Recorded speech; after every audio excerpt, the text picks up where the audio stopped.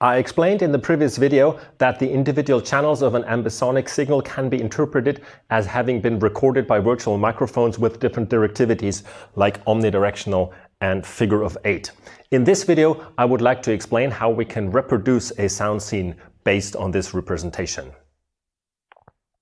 You might be aware that adding the signal from an omnidirectional microphone to the signal from a coincident figure of 8 microphone produces a cardioid directivity because the negative lobe of the figure of 8 cancels out the according components in the omni signal.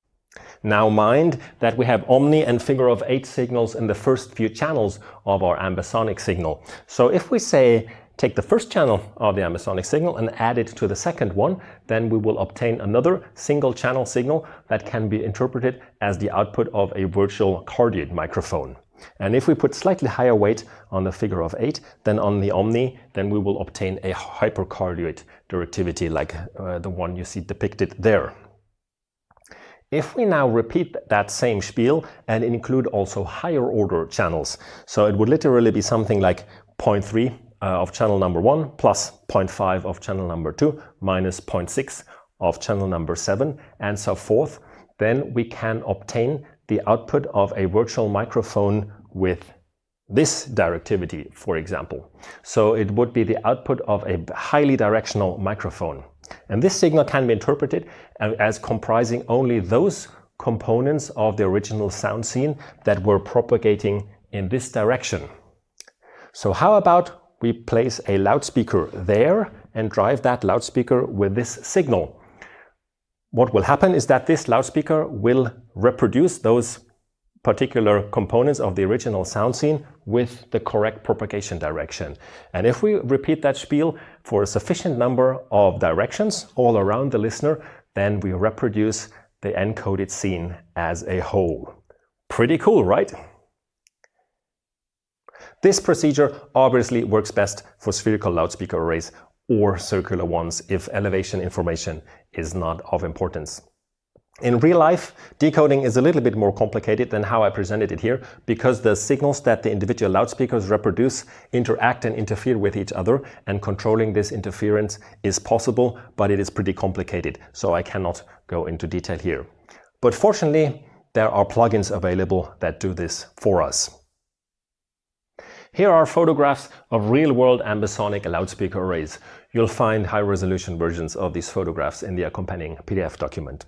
This one is spherical and has 64 channels, I believe, and is installed at Aalto University outside of Helsinki in Finland.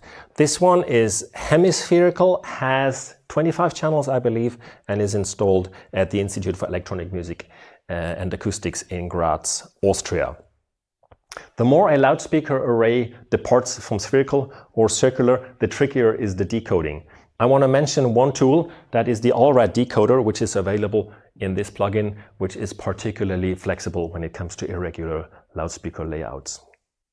So how about binaural reproduction? Well, binaural reproduction can be interpreted as placing a virtual listener into the loudspeaker array and computing the signals that the loudspeakers produce at their ears. For this, we need to know the transfer paths from each of the loudspeakers to the ears of the listener. This sounds pretty abstract, but this information is readily available and it is usually termed head-related transfer function. So filtering, say, the feed of this loudspeaker with the head-related transfer functions that correspond to the loudspeaker's position computes the signals that this loudspeaker would produce at the ears of the listener. And if we sum up over all loudspeakers accordingly, then we compute the signals that the loudspeaker array produces at the ears of that listener. So we essentially virtualize the loudspeaker array. This is why it is the loudspeakers are indicated with dashed lines here. And binaural reproduction is then nothing other than listening to these computed signals over headphones. And what is the significance of the ambisonic order in this? Well, this is a question that is not easy to answer, but I still want to give it a try, and I want to start with loudspeaker arrays first. I obtained this chart from this resource, which I strongly recommend to you. It is a free textbook on ambisonics. We're looking top down on the horizontal plane, and we're looking at an 8-channel circular loudspeaker array. And what the authors did was they computed the accuracy of the propagation direction of the energy in the decoded sound field. So they analyzed in which direction energy was flowing in the original sound scene, and then they computed the direction in which the energy would be flowing upon decoding, and they displayed the angular error in terms of the direction in degrees in this chart. So if it says 10 here, that means in all these listening locations, the angular error of energy propagation is never larger than 10 degrees. If we say we tolerate an angular error of 30 degrees, which would mean that upon decoding we might be hearing things there, even though they were in that direction in the original sound scene, then we can conclude if we drive that loudspeaker array with a first order signal, then the sweet spot, or let's say the sweet area, extends from the center of the array halfway out to the loudspeakers. If we now drive that same loudspeaker array with a third order signal and still tolerate 30 degrees of angular error, then we find that the sweet area extends from the center to almost all the way out to the loudspeakers. So in loudspeaker playback, it is certainly such that a higher ambisonic order means a larger sweet spot, both in terms of localization, but also in terms of the timbral balance.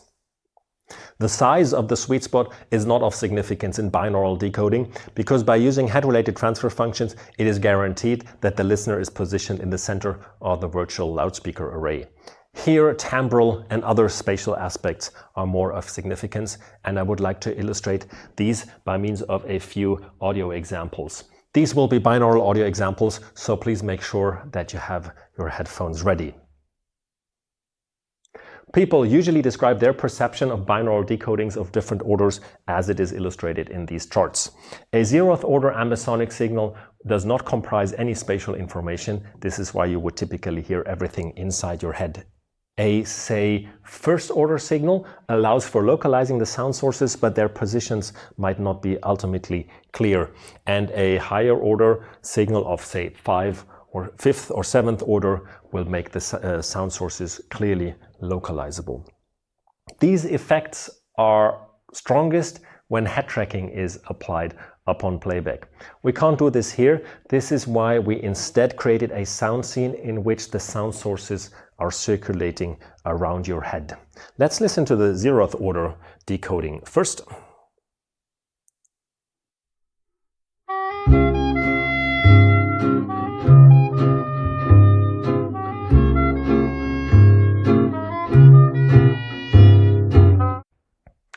Well, this is not very spectacular. Because of the lack of spatial information, nothing is moving and you're hearing everything inside your head. I will now play the 1st order and the 7th order decoding back to back. And I will ask you to focus particularly on how well you can localize the low frequency content.